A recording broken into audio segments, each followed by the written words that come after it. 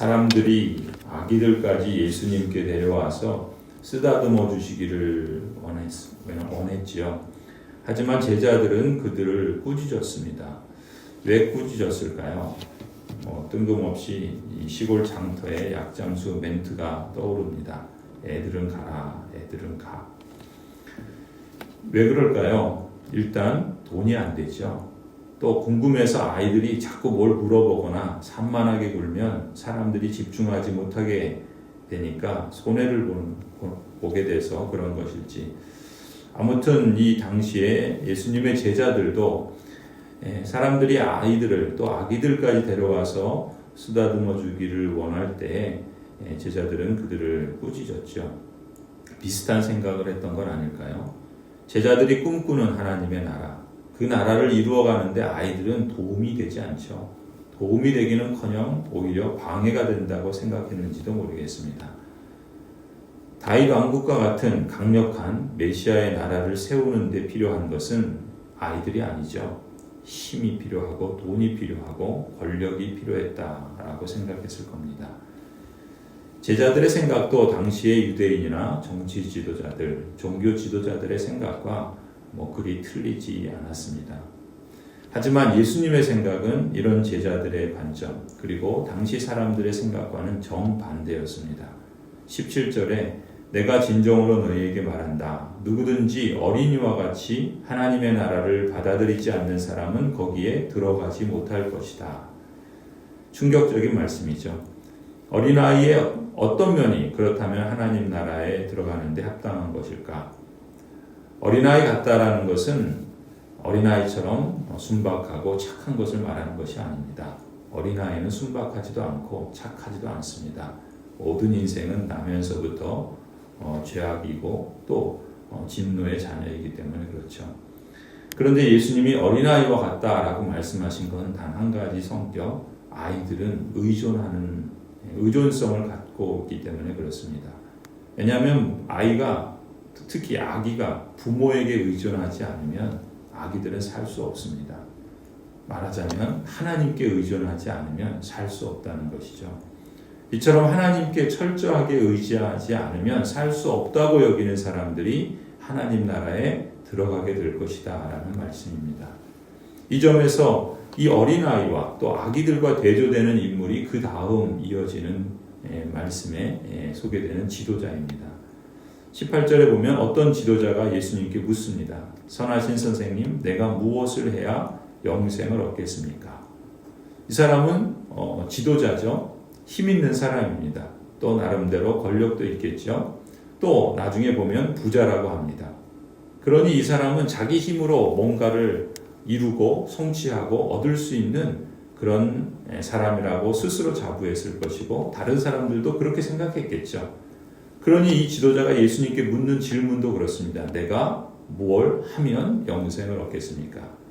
이 사람은 늘 자기가 뭘 하면 얻는 그런 성취의 사람이었던 것이죠. 이 지도자는 그렇게 사회적으로 인정을 받는 지위도 있고 종교적으로도 스스로 율법을 다 지켰다고 그렇게 말할 정도로 자부심이 있는 그런 사람이었습니다. 더군다나 경제적으로도 큰 부자였죠.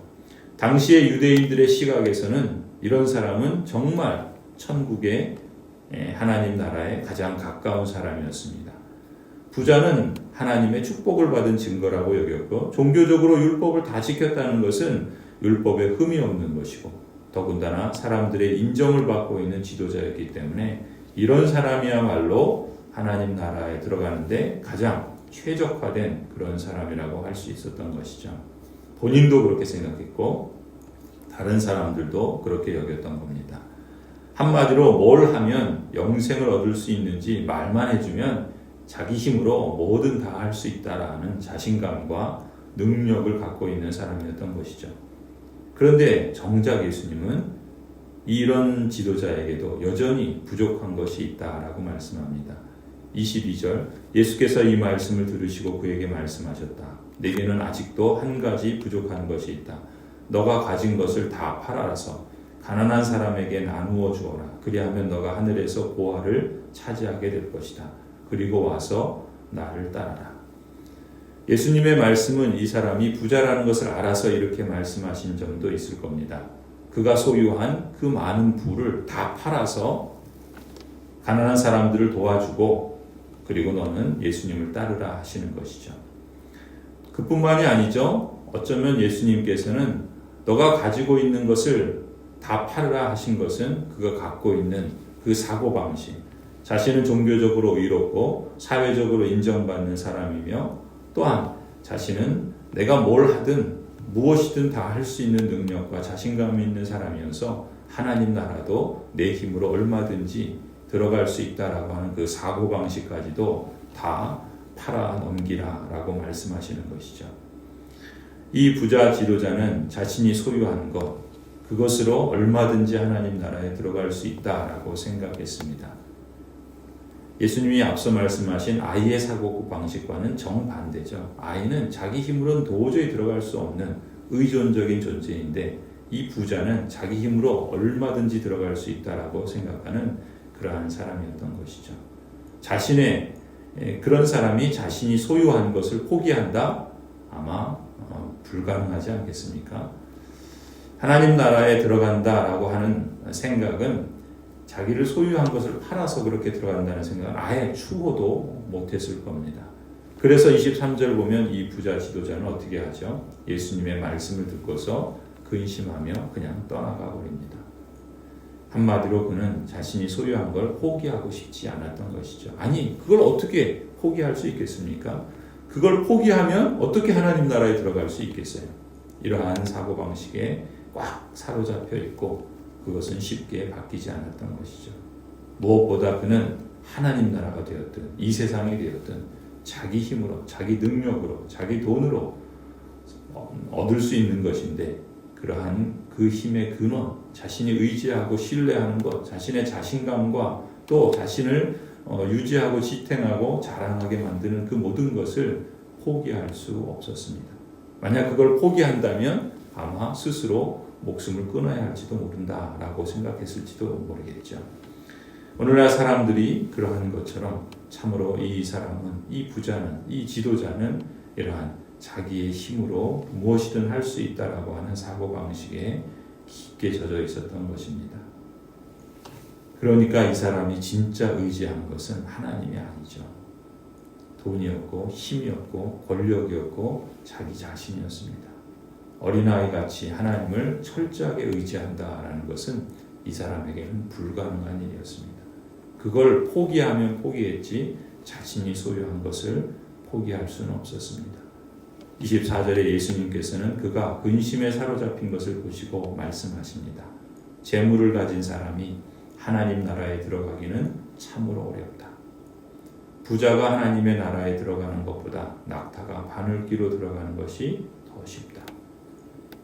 예수님이 말씀하신 이 부자는 단지 재물만을 말하는 것이 아닐 겁니다. 재물을 포함해서 자기 힘으로 하나님 나라에 들어갈 수 있다 생각하는 그 무엇, 그것이 그를 하나님 나라에 들어가는데 발목 잡고 있다라는 것이죠. 우리는 예수님의 두 이야기에서 어린아이와 부자를 대조하시는 것을 주목할 필요가 있습니다. 아니, 구체적으로 표현하면 그들이 가진 마음, 그들의 사고방식, 달리 표현하면 소자의 사고방식과 부자의 사고방식을 대조해서 볼 필요가 있죠. 예수님의 말씀을 종합해서 풀어보면 이렇게 표현할 수 있습니다. 부자 사고방식을 가진 사람이 하나님 나라에 들어가기는 참으로 어렵다. 하나님의 나라는 소자 사고방식을 가진 사람의 것이다.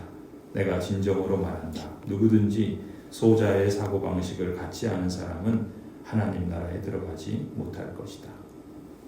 그런데 더 놀라운 것은 이런 예수님의 말씀을 듣고 있는 사람들의 반응입니다. 심지어 거기에는 제자들도 포함되어 있었겠죠. 26절에 이 말씀을 들은 사람들이 말하였다. 그렇다면 누가 구원을 얻을 수 있겠습니까? 제자들이나 주변에 있는 모든 유대인들은 다 한결같은 사고방식을 갖고 있었던 것입니다. 그렇게 살아왔고 그런 생각을 예수님을 따르면서도 버리지 않았던 것이죠. 당시 유대인들에겐 부자에 대한 평가가 있었습니다. 그들의 관습이나 문화처럼 자리 잡고 있는 어떤 고정관념이 있었던 것이죠. 재물이나 부는 하나님의 축복의 증거입니다. 반대로 가난하거나 빈곤하다는 것은 하나님의 저주로 이해했습니다.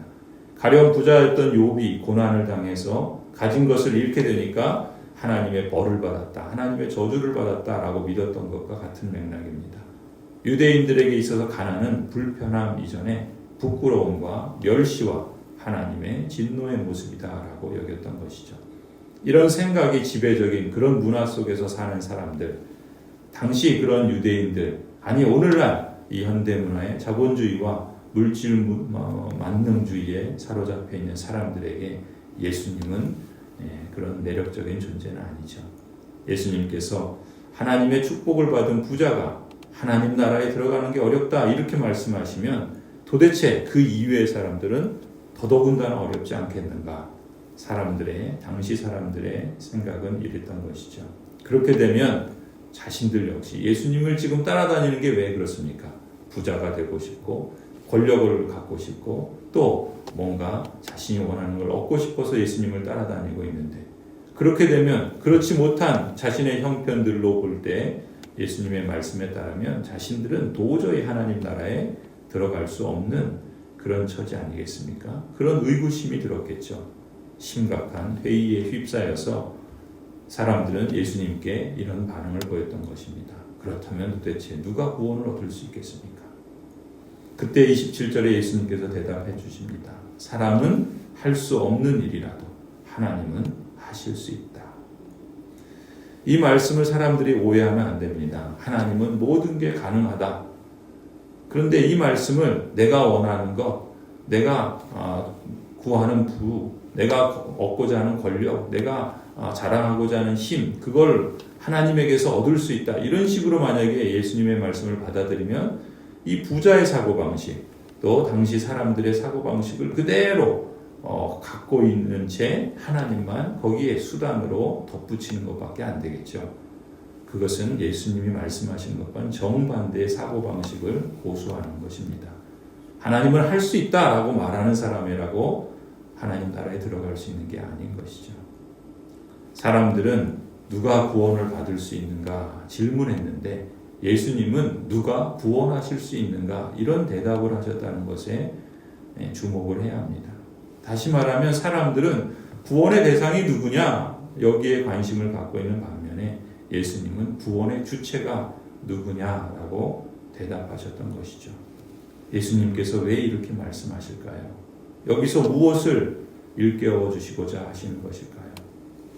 제자들이나 당시의 사람들의 사고방식에는 구원을 자신의 능력과 자기 힘을 동원해서 이루어내는 것이라고 이해했고, 또 구원이라는 것은 이렇게 자기의 능력과 힘을 자랑하는 것이고 또 드러내는 것이다 라고 이해했던 것이죠. 예수님이 보실 때 그런 사고방식으로는 하나님 나라에 들어갈 수 없다라는 것이죠. 사람이 자신이 소유한 지위든 권력이든 돈이든 그 밖에 세상에서 어떤 것이라도 심지어 종교적 자랑과 또 종교적인 힘과 종교적인 지위와 종교적인 그런 경험조차도 그를 구원할 수 없습니다. 사람이 스스로 뭔가를 해서 그것을 자랑으로 삼으며 그걸 가지고 하나님 나라에 들어갈 수 있는 것이 아니기 때문이죠. 사람이 스스로 뭔가를 해서 구원받겠다고 하는 그런 사고방식 자체가 구원의 걸림돌이 된다는 말씀입니다. 그래서 사람이 할 수 있는 일이 아니라는 것이죠. 구원은 오직 하나님만 주실 수 있습니다. 구원의 주체는 하나님이신 것이죠.